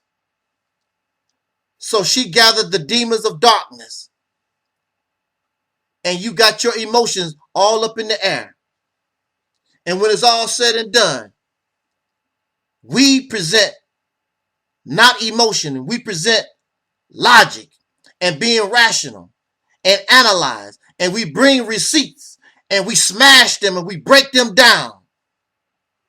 And I post videos and still posting videos from these people own words. These people don't even like themselves. Where are their videos now? Where is this Legion of Doom? Where is this Demons of Darkness? There's no honor among thieves. All of them. Sister Noble's complaint against me was not legitimate. Karen's complaint against me was not valid. And all these people hate each other. Guy Nollywood do not like Sister Noble. Alquan do not like none of these people. Aleeyah Muhammad don't like none of them. But they got together to try to destroy Angel Snub 7. And they failed. And in their failure, you look stupid. You look stupid. And you know you're stupid. And now all those who were supporting this war, who made no effort to try to make peace and try to find a good solution so a good man could be with a good woman could be with a good man. Now you all look stupid because all of you in reality is troublemakers in your self-righteousness. You fake ass, spiritual ass, religious ass, fake. You love to see people beef. You love hate. You love violence. All those people in Sister Noble's chat room that was running their mouth about me. And now all these receipts, all this logic, all this real. I'm not talking about your dry vagina. I'm not talking about you trying to make mockery of your looks. I'm bringing your own words. These people, I assume, forgot what they just said yesterday. And we keep posting their words and keep bringing receipts. And now you look stupid. None of you. I don't see none of those suckers, faceless avatars. I don't see none of them running their damn mouth no more. Because you've been crushed. Now you feel stupid. Now nobody know who you are and you're hiding out. Stupid ass people. But that's how it is. And you're going to get black people, soul brothers and sisters, this behavior, you deserve whatever's going to happen to you. Because you're rotten and you're foul. You're rotten and you're foul. You deserve everything that's happening because you're not real. You're fake. Now you look stupid. Rolling with the wrong narrative because you're too damn dumb. You acted. Te llamo para que vaya a recoger las paelleras. Y me acuesto en su, ya para abrir el restaurante que era el arroz. Y me llama el cocinero. Risita, ¿qué? Ve por la paellera. Venga, que las 2 de la tarde ya están aquí. Miren, bañador. En las chanclas. Todo despeinado porque no me dio tiempo nada ponerme las chanclas y el bañador. Voy a la playa, había subido la marea. Eso.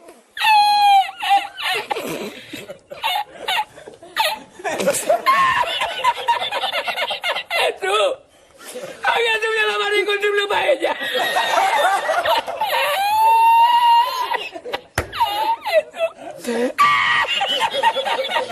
Y la encontré porque estaba la paellera agarrada metida entre las piedras de Chipiona del faro.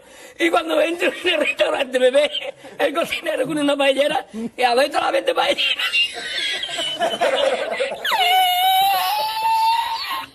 ¡Asómate!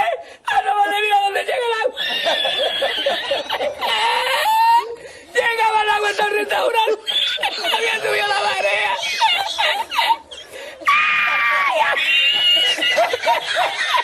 Jesús, hay que hacer ahora con los 2 sacos de arroz.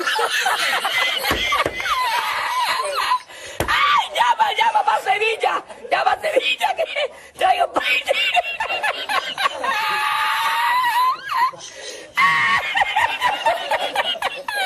You wanna make me angry? Welcome to the Reality Temple on Earth. My name is Jeroen, and I would like to say that Angel Snub 7 isn't a racist at all. He's a good friend. But you, a lot of your video content, to me, was very informative. You know, the things you talked about had substance, man, and I first really knew about you because of JT Riley 1, Real Nigga News, and you and him got into a conflict with each other, and when I did my website, you were the only brother, and let me stress that, because when I did that website, blackcommune.net, And I did the video and I asked the black YouTube community, the so-called black YouTube community, to give me your videos, because at the time a lot of brothers were getting flagged and videos taken down. So I said, you know what, you can put your videos on my website so that the message can still be heard for all to hear. You know, something like, you know, a little I made that website for everyone, but you were the only one that gave me permission to use your videos, and I thought that was very honorable of you and really a testament to how much you cared about the black community. We want to make sure that we're not just working to be first, but we're working to be right. A lot of times there are situations when things are just happening so fast. It's always important to be fast, but we always want to be right.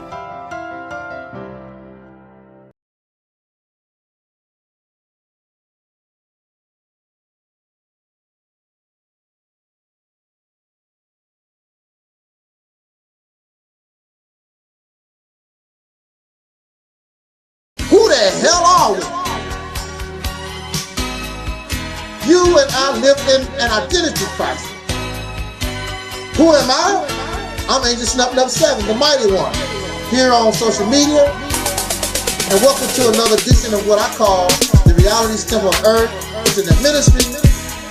And I am also your soul brother, number one. I don't want to keep you long. I just want to make a quick point, and we want to be out of here. I know some of y'all got some weed to smoke.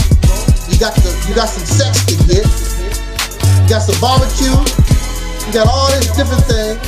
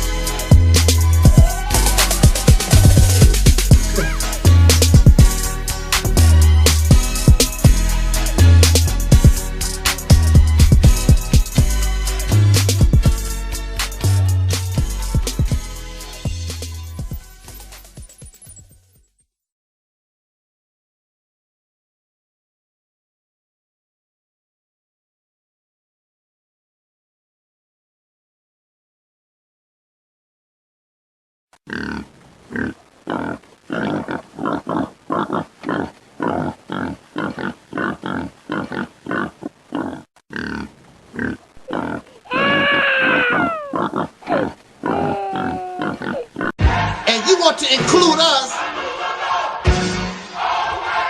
in your losership. It's not gonna happen. I wanna talk to you. We win. I wanna talk and don't have to do you. nothing at all. Just wait. That's why you're upset. This great feat.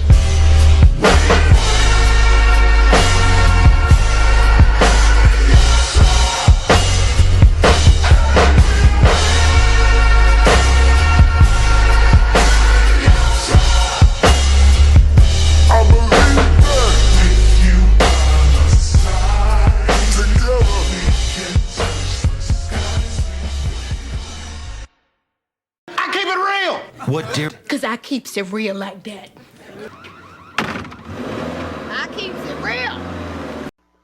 And that is Brother Taalik from the Reality Temples on Earth channel. And if you get a chance to subscribe, please do subscribe to his channel. He's a good brother. You know, he's doing good work, and he wants to do good constructive things. He has good information to provide.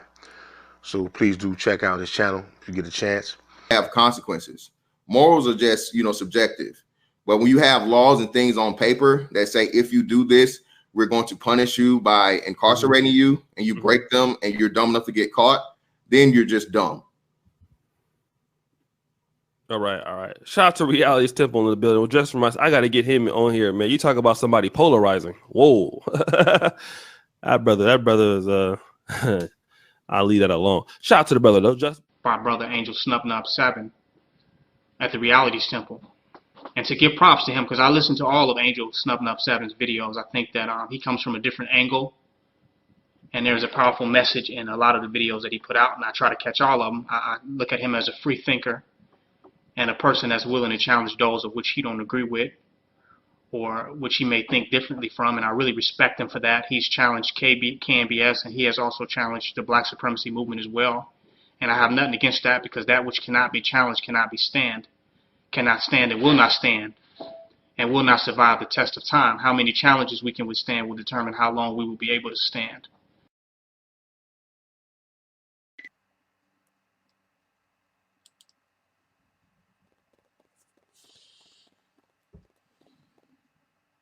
In the name of my ancestors, peace forever and always, and welcome to another edition of what we call the Reality's Temple on Earth Internet Ministry.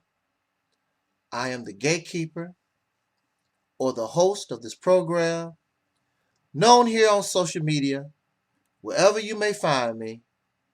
I am known as the mighty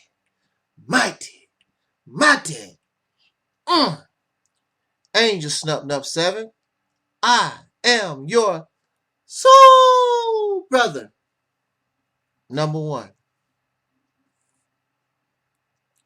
There are many people who have come across this platform that we call the Reality's Temple on Earth Internet Ministry. And they come and listen for various reasons. But many cannot stay with us because of the reality that we present. Reality hurts. Truth hurts. Even though we claim we seek truth, even though we claim we can handle and we keep it real, so many of us, the pain and the reality of life, we cannot handle. So we turn to drugs, we turn to alcohol, we turn to excessive sex, we drown our sorrow in music and sport and play. And one of the number one tools that we use to escape our reality is religion and spirituality. Religion gives us answers, whether it is true or false. It gives us answers to those things we don't know. It brings us comfort to the pain and the hurt that we endure in this life, making promises to us that there is a better place somewhere else in the universe or in another dimension. So our suffering here, we tolerate, as there is a better place waiting for us elsewhere. And there is no physical or actual evidence. There is no clear, convincing, and overwhelming evidence to show us that this is true. Religion and spirituality asks us to believe and have faith that what we're being taught is true. Unfortunately, in reality, unfortunately in this life, the only life we know, the reality is we were born into a world that is not very nice. We are born into a world of predators and prey. Whether it is in the natural world or among us as human beings, there are those who are the predators and there are those who are prey. There are those who seek domination and control over others in the natural world and also among us who's supposed to be the most intelligent of life on this planet, the human being regardless of race. And we talk about race because that is part of our sickness created by the human being in our life. So you will hear people always talk about the white man, the black man, the African, always mention race. Everything is a race issue. We have become so sick. Even our religion and our spirituality is based upon race. Well, you got that religion from the white man. You got that religion from the Native Americans. You got that religion. You got that spirituality from the Asians and whatnot. So we are put into categories based upon our differences, yet and still everything in this reality that affects human beings affects all humanity. It does not distinguish whether you're black or white. Should this earth run out of oxygen, should this earth run out of water, we're all dead regardless to race. There's nothing special about one race over another, but because of our sickness, because we were born into disorder and mental defect and disease, lies, deceit, and manipulation. But this is the purpose of religion and spirituality, to give us a way out of the sickness. Or does religion and spirituality, does it make us more sick? There are many abused people on the earth. And let us make this very clear. It is not my intent. It is not my intent to hurt people's feelings. It is not my intent to make us feel bad. But as adults, we should now have grown to the point where we no longer need fairy tales. And we can accept reality as it is. Many of us give our children fairy tales and bedtime stories. Bedtime stories are designed or formed to put the child to sleep. And that's what we do with religion and spirituality. Put us to sleep so we can shut our eyes to the reality of what we face day to day. Religion and spirituality does not come from an alien. It does not come from another dimension. The belief in religion and spirituality comes from a conditioning of the mind to believe in the imagination of a man or a woman from ancient times. This is a fact. God did not talk to us. An alien did not talk to us. So religion and spirituality is unnatural. It is bogus because it comes from the imagination, the thinking of another man. It does not come from a God because you would have a personal experience with God. But before you can even talk about God, you learned about it and you was conditioned to believe in God and spirituality from a man, flesh and blood, his imagination. Because he had to use his imagination.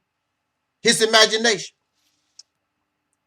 Religion and spirituality comes from a condition of the mind of ancient people. And you can see it in modern day people, especially when we are abused. When we are abused and we don't know, so we create our own fantasy world. We create our own fantasy world. So in psychiatry and psychology, you have people, because of abuse and exploitation, many of them, to escape that abuse and exploitation, many of them develop multiple personalities. They create their own worlds where they are different people and they live in a world of their own imagination, a fantasy world. Religion and spirituality is the fantasy world that you believe and somebody else gave you. It did not come from your own mind. It is escapism because we cannot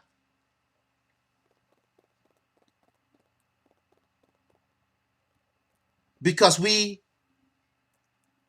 have not evolved, we have not become adults. We can't handle the reality of our lives.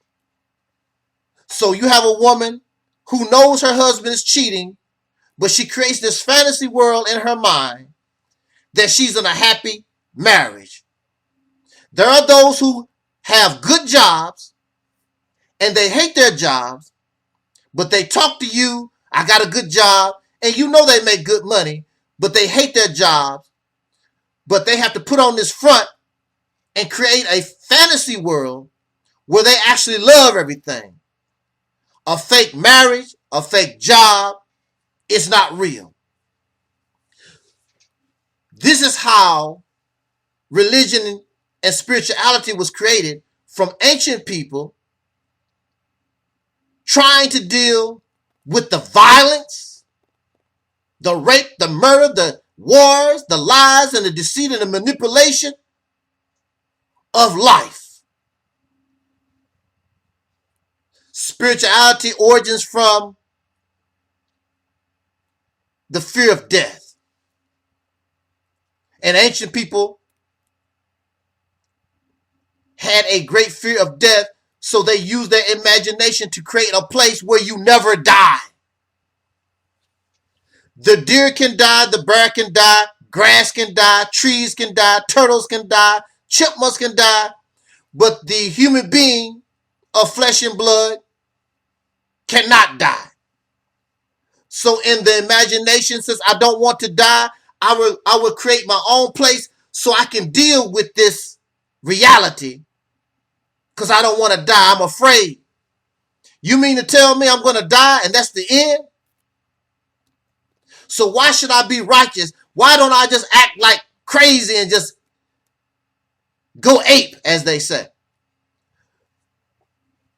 There's a better place and I want to be good. And they create this supreme being to be judged by. So I will enter this new world. My flesh will die, but my conscience will continue to live, and I will go to a better place. And this is slave teaching. This is teaching and conditioning that you give to the ignorant.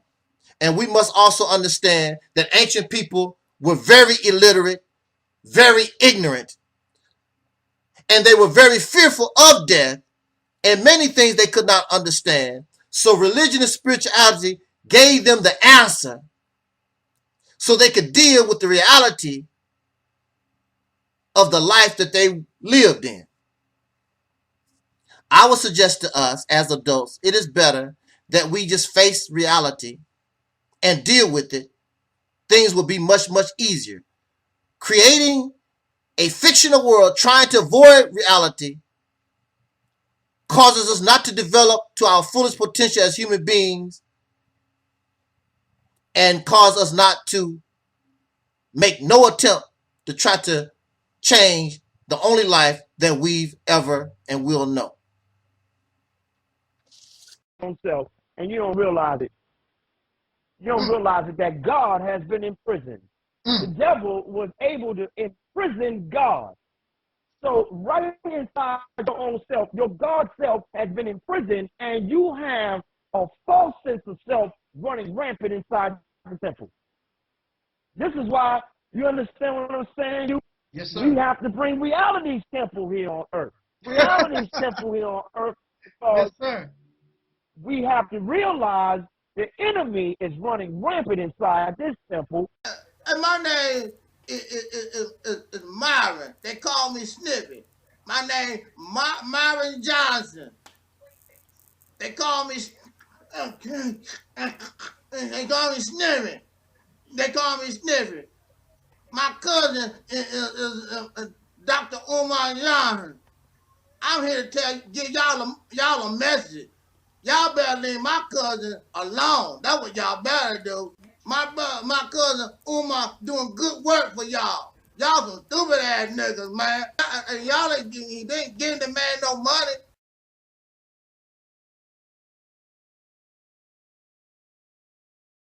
Why the fuck would I shit on my own bathroom floor?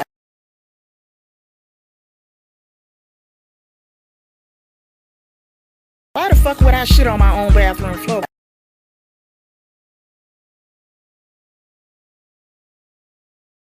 Why the fuck would I shit on my own bathroom floor?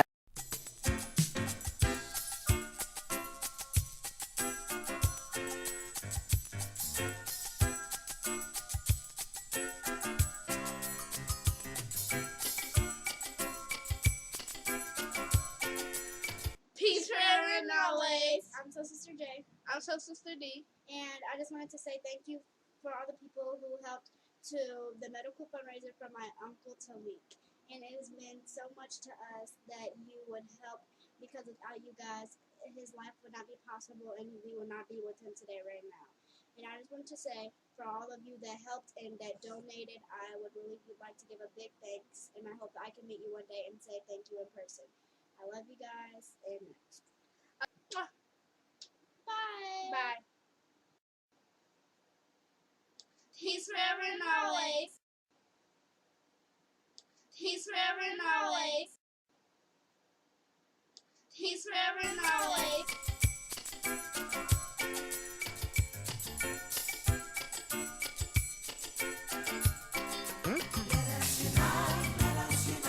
Everybody join.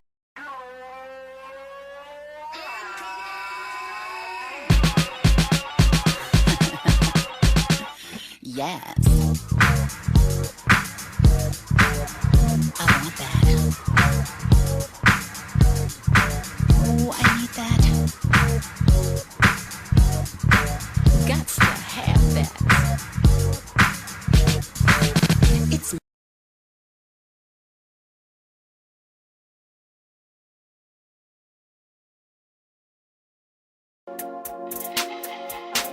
Everybody who is black and interested in black people, let us sit down and find out how we can get together in one direction against one enemy and accomplish this job overnight. When soul singer and black activist Sam Cooke wrote the lyrics to his song, "A Change Is Gonna Come," it was very direct and to the point. With some changes to it, the song was still digestible. In the year 2019, black folks continue to go through the change rather than direct the change. A community activist named Taalik Ibn'rad has made an appeal similar to what Sam Cooke was asking for. A change. It's said that the meek shall inherit the earth. We ask when. When will the landlords give the meek a free lease? Mr. Ibn'rad is humbly asking for the state of Mississippi. This is Dusty Basement Studios, and we approve of this message.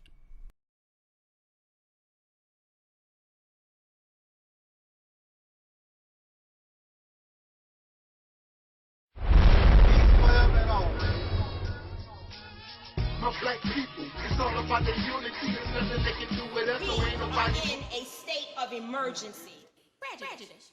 Wrote a song about it? Like to hear it? Here it go. Free your mind.